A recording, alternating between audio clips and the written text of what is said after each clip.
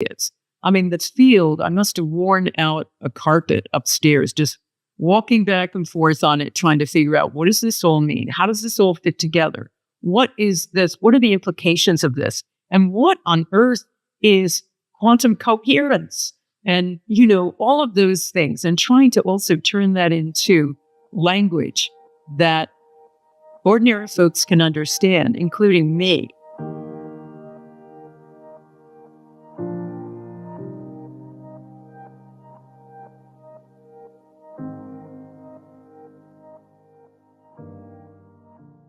Hi, my name is Zenka Caro. I'm founder of LightNet, and my passion and purpose is expanding what we believe is possible. We are here today with Lynne McTaggart. She is an award-winning journalist and author of 7 books, including The Field, The Power of 8, and The Intention Experiment.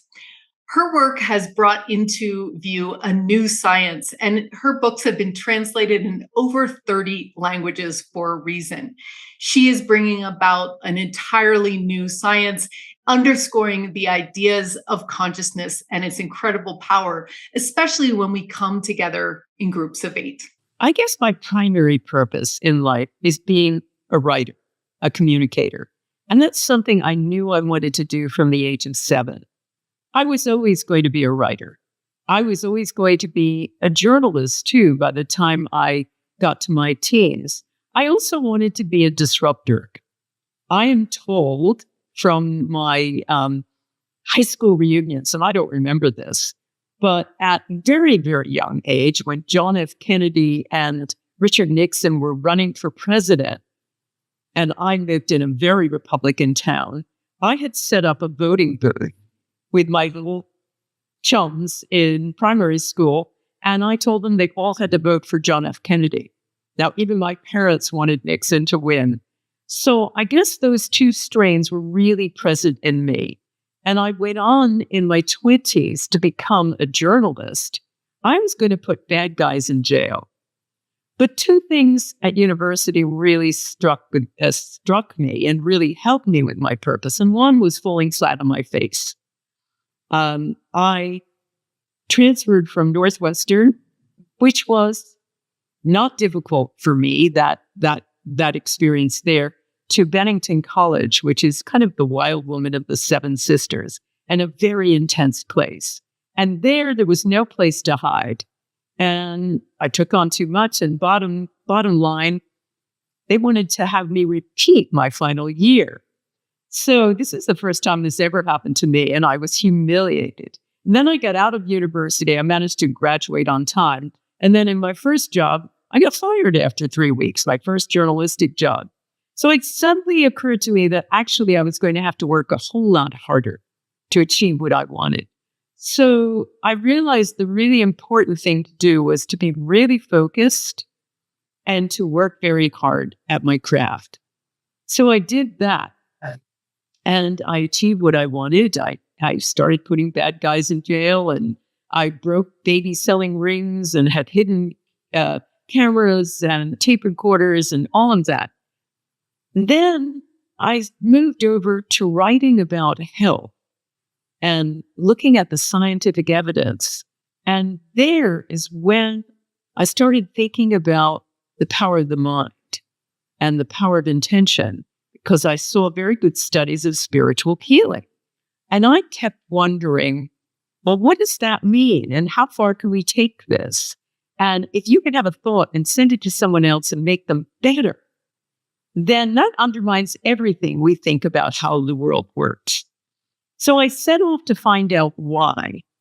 And that resulted in my book, The Field, where I'd interviewed lots of physicists and frontier biologists and other scientists, but recognized that scientists speak in code. They speak in math.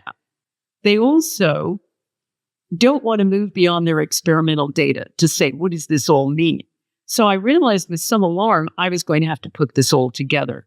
So I did with The Field. And it described a new science, the coming of a new science, and the coming of a completely new understanding of who we are and how we should live. And then it also changed the messenger. that really became my purpose. So for me, it's really simple.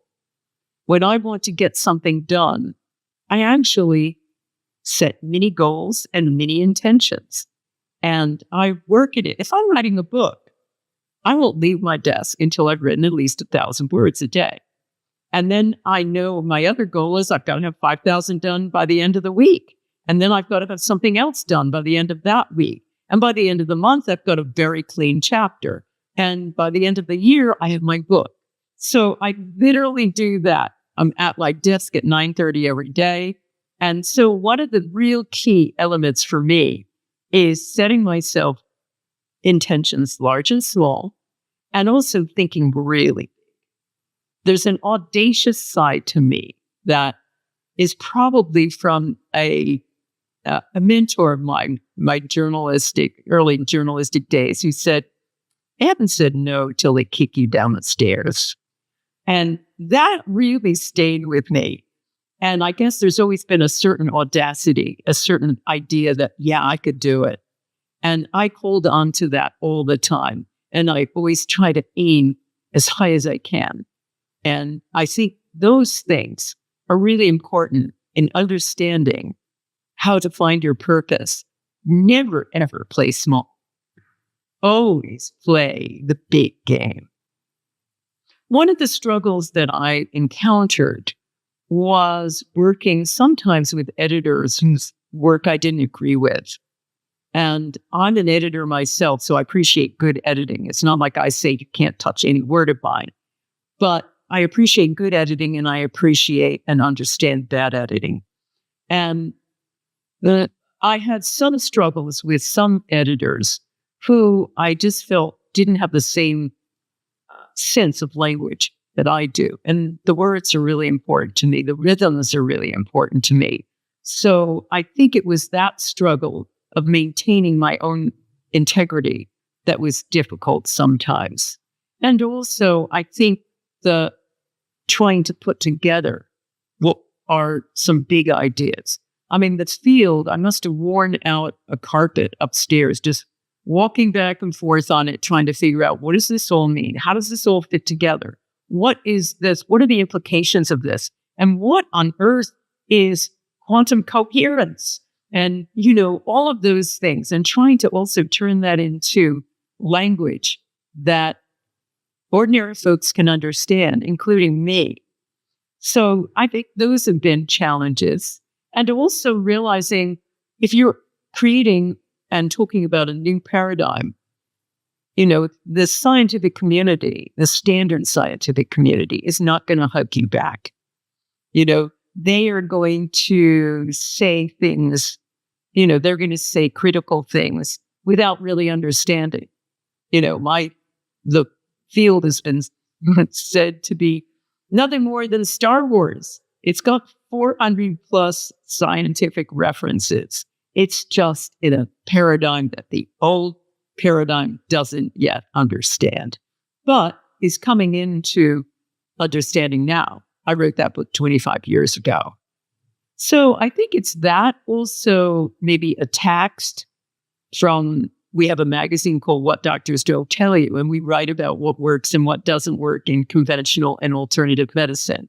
Mostly what doesn't work in conventional medicine and is dangerous, and what works and has been proven in alternative medicine. And, occasionally we get skeptic organizations trying to shut us down and try to take us out of newsstands and all sorts of things like that. And we've learned, again, these people are not going to hug back. And, you have to stand up and fight for yourself sometimes, which we've done, and we've prevailed. How have I affected the people around me by living my purpose? Good question. My family, first of all, we're all really close.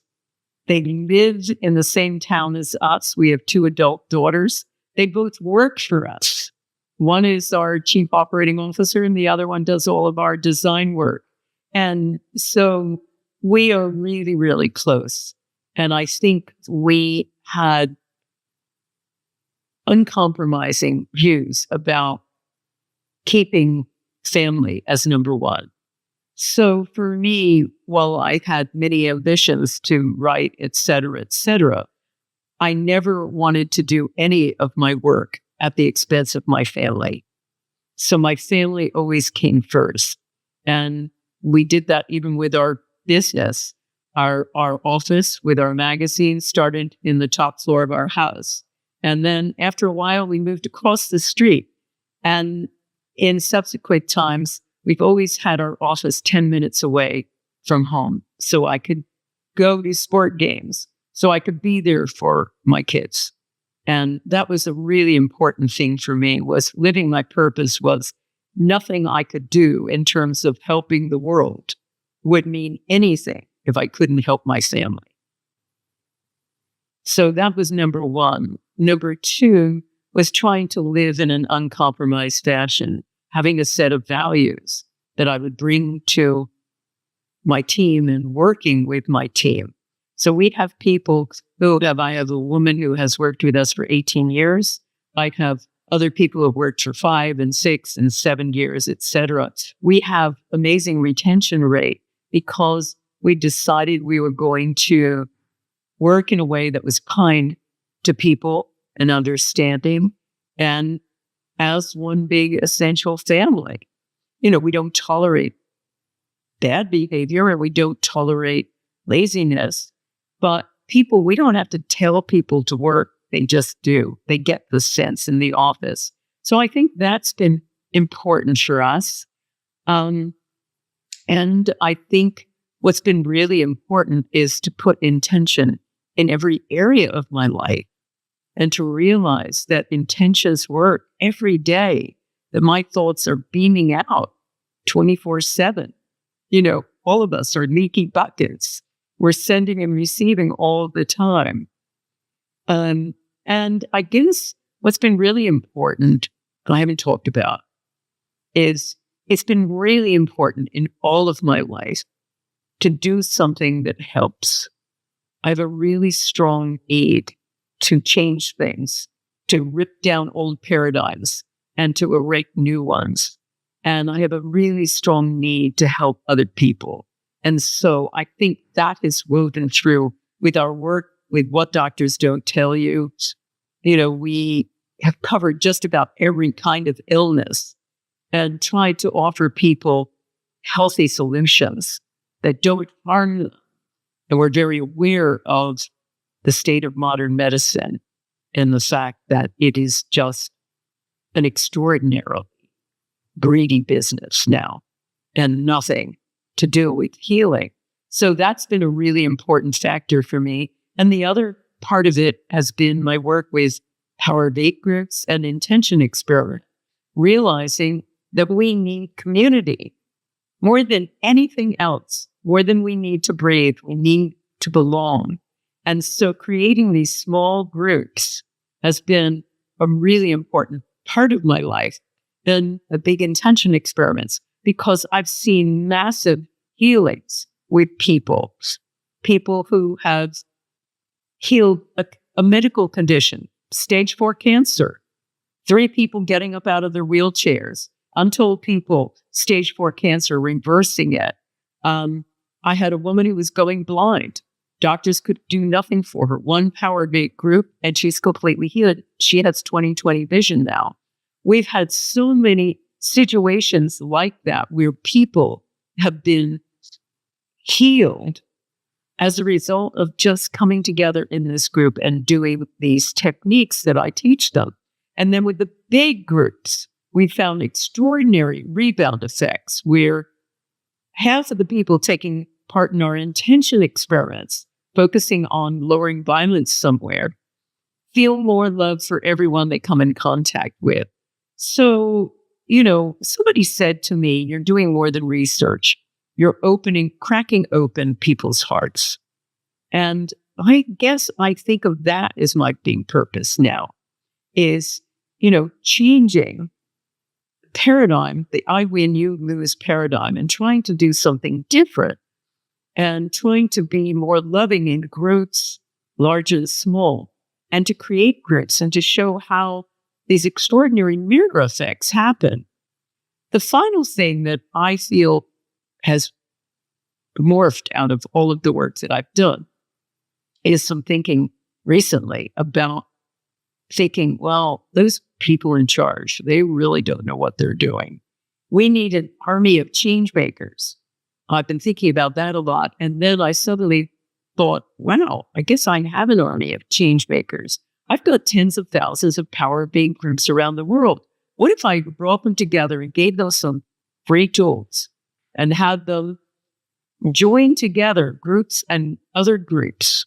We could affect change from the bottom up. We could affect change in their own communities and then start moving into larger spaces at a totally different way of being. So that's what I've been doing now in what I call the 8 revolution. So I think that, my purpose is to change the way things are. And I guess I do it one word at a time. I think if the majority of people lived out their purpose, we'd see a very, very different world, because we see violence primarily occurs because people are frustrated. They feel hopeless. They feel anger beyond and infuriated because they are stopped from doing something, or they don't even know what they want, but they know they don't want this. So I think if people were guided and helped to live their own purpose, to find out what it was and how to get there, and that sometimes it doesn't require all the money in the world to do this. It requires focus, commitment, a bit of audacity, and the desire to reach for the stars. Then they can get there. And if they do, they're going to be happier, and that happiness is going to radiate out to their entire social network. So if you imagine all of the people doing that around the world, you suddenly have an earth aglow in happiness and fulfillment. Are you looking to begin your life of passion and purpose? We are waiting for you with our groups of 8 to 12.